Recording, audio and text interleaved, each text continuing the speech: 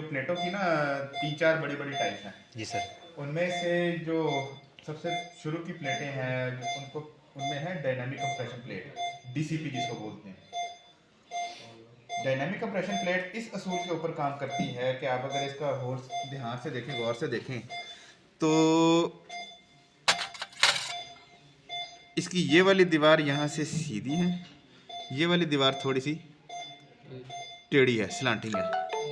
इसी तरीके से जो ये वाली साइड है, इसकी ये वाली दीवार सीधी है और ये वाली थोड़ी सी स्लांटिंग है।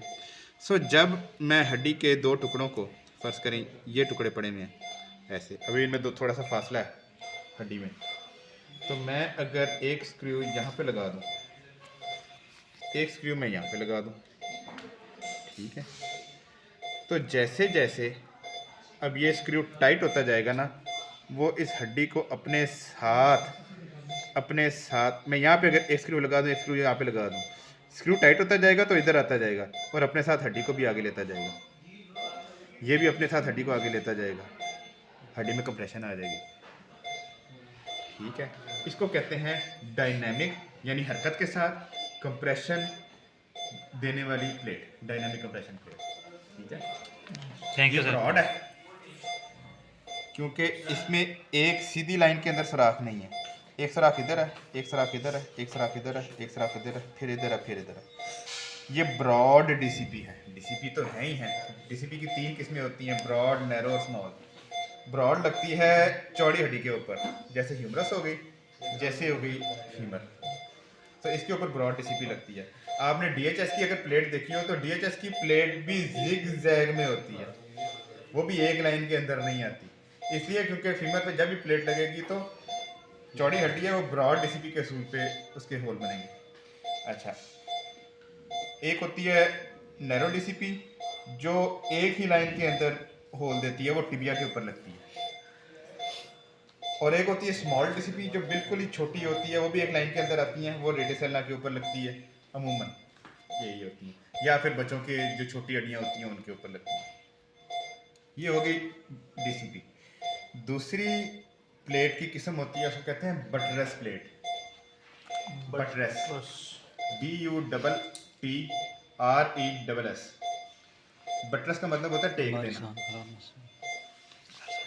बटरेस का सादा उर्दू तर्जुमा है टेक देना। ये अमूमन लगती हैं बटरेस प्लेटें जहाँ पे जोड़ के करीब हड्डी होती है। मिसाल के तौर पे आपने कभी देखी हो, एक टी प्लेट होती है जो प्रॉक्सिमल टिबिया के लिए होती है, और एक एल प्लेट होती है जो लगती है। अब तो अमूमन लोग लॉकिंग लगाते हैं, लेकिन पहले टी होती थी, और वो सिर्फ क्या करती होती है कि उसने सिर्फ हड्डी को के टुकड़ों को पकड़ लेना है, अपनी जगह के ऊपर रख लेना है, उसके ऊपर मजबूती कोई नहीं होती। ठीक है, ये एक मजबूत प्लेट है, इसने हड्डी को पकड़ा हुआ है तो पकड़ा हुआ है, मैं इसके ऊपर हरकत दे सकता हूँ। उसने सिर्फ हड्डी को, आप हड्डी को बिठा के तो उसके ऊपर प्लेट लगा के उसको एक प्लेट की टेक दे देते हैं, स्क्रूज की टेक दे देते हैं। वो बेंड हो सकती है, वो ऐसे मुड़ना चाहे वो ऐसे मुड़ जाए, वो ऐसे मुड़ना चाहे ऐसे मुड़ जाए, उसकी ताकत कोई नहीं होती, उसके ऊपर आप खड़ा नहीं कर सकते, उसके ऊपर आप वो नहीं कर सकते। तो वो सिर्फ टेक देने के लिए है, उस वक्त तक टेक देने के लिए जब तक हड्डी जुड़ जाए, इसलिए अमूमन ये जोड़ के आसपास लगाती है। एक डिजिटल रेडियस की पुराने ज़माने में टी प्लेट आया करती थी, अभी भी आती है, जो बटरेस होती है। एक अब तो लॉकिंग आती है ना, जो आगे से ऐसे चौड़ी होती है, वरना तो एक टाइप होगी डीसीपी, दूसरी होगी बटरेस प्लेट। वो कभी आएगी तो मैं आपको दिखाऊंगा कि वो टी प्लेट या एल प्लेट कैसी होती है। वो एक इस तरह तो नहीं थी, इस तरह उसके होल बने होते हैं, फिर इस तरह, फिर ये लाइन में चलते हैं। अमूमन जो टी प्लेट होती है रेडियस वाली, उसमें 2 या 3 होल इधर होते हैं, हाँ जी, और एक होल होती है, वो एक पतली सी प्लेट होती है। हाँ जी, वो ये पतली प्लेटें होती हैं, उसका डायमीटर भी कम है, हाँ। इतना सा।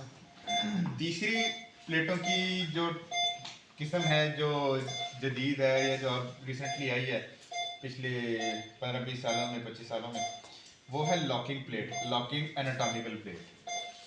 एनाटॉमिकल प्लेट का मतलब ये है कि जिस हड्डी की जैसी शक्ल सूरत है उससे मिलती जुलती प्लेट। मिसाल के तौर पे अगर आपने कभी फीमर की डिस्टल कंडाइलर प्लेट देखी हो, वो यहाँ से आती है, इधर से चौड़ी होती है, फिर यहाँ पे त्रिकोण बनाती है, फिर यहाँ से चौड़ी होके वापस इधर आ जाती है, बिल्कुल वैसी जैसी इस लैटरल कंडाइल की शक्ल है।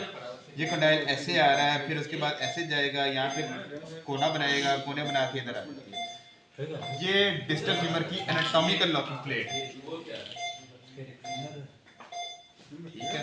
इसी तरीके से मीडियल टिबिया की भी एक एनाटॉमिकल प्लेट है, लेटरल टिबिया की भी एक एनाटॉमिकल प्लेट है। इसलिए जब भी ये हम ऑर्डर करते हैं तो हम देखते हैं कि राइट साइड की लेटरल एनाटॉमिकल प्लेट आई कि नहीं आई, इसकी साइड उसकी साइड पे नहीं लग सकती, ठीक है। डीसीपी को मैं यहाँ लगा दूं कि यहाँ लगा दूं या जहाँ मर्जी लगा दूं, राइट पे लगा दूं, लेफ्ट पे लगा दूं, एक जैसी रहेगी। बटरस को मैं इधर लगा दूं, उधर लगा दूं, एक जैसी रहेगी। लेकिन एनाटॉमिकल होती है। राइट साइड पे लेटरल की और शक्ल की प्लेट होगी, लेफ्ट साइड के ऊपर उसे उल्टी दूसरी तरफ अपना कर्व निकालेगी वो, ठीक है। इसी तरीके से टिबिया की, डिस्टल टिबिया की यहाँ से भी एक एनाटॉमिकल प्लेट होती है, एक यहाँ से चौड़ी सी जो प्लेट आती है, डिस्टल रेडियस की एनाटॉमिकल प्लेट आती है, यहाँ पे फाइलोस प्लेट आती है। ये सारी एनाटॉमिकल प्लेटें हैं और लॉकिंग प्लेटें, ये एनाटॉमिकल लॉकिंग प्लेटें, ठीक है। और बाकी और क्लेविकल के लिए कुछ प्लेट, अब क्लेविकल की भी जो प्लेट है वो बेसिकली क्लेविकल की शक्ल को कॉरस्पॉन्ड करती है, एक लेजी सा एस बनाती है, उसकी एस की शक्ल की प्लेट होती है। और या जो लैटिक है उसके लिए एक हुक प्लेट इस्तेमाल होती है, वो स्पेशल पर्पस के लिए कुछ प्लेटें बनाई गई हैं जिनका काम ही कुछ खास चीज़ों के, जैसे फाइलोस भी एक खास मकसद के लिए बनाई जाती है, उसमें धागे गुजारने के लिए जगह होती है। इसी तरीके से क्लेविकल की हुक प्लेट जो है वो नीचे क्रोमियन के अंदर हुक फंसाने के लिए एक हुक होता है। फिर एक और प्लेट है जो अक्सर जगहों के ऊपर बड़ी इस्तेमाल होती हैं, दो स्पेशल किस्में हैं, एक है रिकॉन प्लेट और एक है 1/3 प्लेट। 1/3 एक तिहाई, 1/3 का मतलब एक तिहाई ट्यूबुलर प्लेट। 1/3 ट्यूबुलर का मतलब ये है कि जैसे मुझे वो स्लीव दीजिएगा, वो स्लीव आपने अभी इस्तेमाल की थी, ये फर्ज करें ये एक ट्यूब है, ठीक है। मैं इस ट्यूब को 3 हिस्सों में तकसीम कर दूं तो जो हर हिस्सा है वो थोड़ा सा कर्व ऐसे होगा, मतलब मैं अगर 3 हिस्सों में ट्यूब बनाना चाहूँ तो एक हिस्सा ऐसे है, एक हिस्सा ऐसे और तीसरा हिस्सा इधर से बना के एक पूरा सर्कल बना देगा, ठीक है। सो 1/3 ट्यूबुलर ये है कि मैंने ट्यूब को 3 हिस्सों में काटा तो वो एक थोड़ी सी कर्व वाली एक प्लेट सी बन जाती है जिसके अंदर एक छोटा सा कर्व है, जैसे मैं ट्यूब की एक तिहाई हिस्सा काट के किया हो, उसको कहते हैं 1/3 ट्यूबुलर प्लेट। और वो भी बुनियादी तौर पे एक बटरस प्लेट है वो, अगर मैं किस्मों में डालूं तो वो बटरस प्लेट ही है, ठीक है। फिबुला में लगती है या बाज़ औक़ात अल्ना में या डिस्टल ह्यूमरस में लगाते हैं। रिकॉन प्लेट ये है कि रिकॉन प्लेट में अगर आपने कभी रिकॉन प्लेट देखी हो तो उसके यहाँ पे दंदे होते हैं, ऐसे जगह होती हैं, ठीक है। वो जो जगह हैं उनका फ़ायदा ये होता है कि मैं उस प्लेट को ऐसे भी बेंड कर सकता हूँ, मैं उस प्लेट को ऐसे भी बेंड कर सकता हूँ, मैं वो बेंड करने के लिए जगह दी गई हैं कि मैं उनको बेंड कर सकूँ और जो शक्ल मुझे चाहिए मैं उस शक्ल की बना दूँ, इसीलिए उसको रिकन्स्ट्रक्शन या रिकॉन प्लेट कहते हैं। रिकॉन का मतलब है रिकन्स्ट्रक्शन, रिकन्स्ट्रक्शन से रिकॉन है, ठीक है। तो रिकॉन प्लेट कि वो जिस शक्ल में मैं हड्डी को रिकन्स्ट्रक्ट करना चाहता हूँ वो उस हड्डी की उस शक्ल को रिकन्स्ट्रक्ट कर देगा। मिसाल के तौर पे यहाँ पे डिस्टल ह्यूमरस की एनाटॉमिकल प्लेटें अक्सर आती हैं, लैटरल पिलर की अलग होती है, मिडिल पिलर की अलग एनाटॉमिकल प्लेट आया करती है, लेकिन मुझे अभी भी ज़्यादा पसंद और आसानी ये है कि मैं रिकॉन प्लेट लूँ, उसको अपने मुताबिक ढालूँ, उसकी शक्ल बनाऊँ और मैं उसको यूज़ करूँ।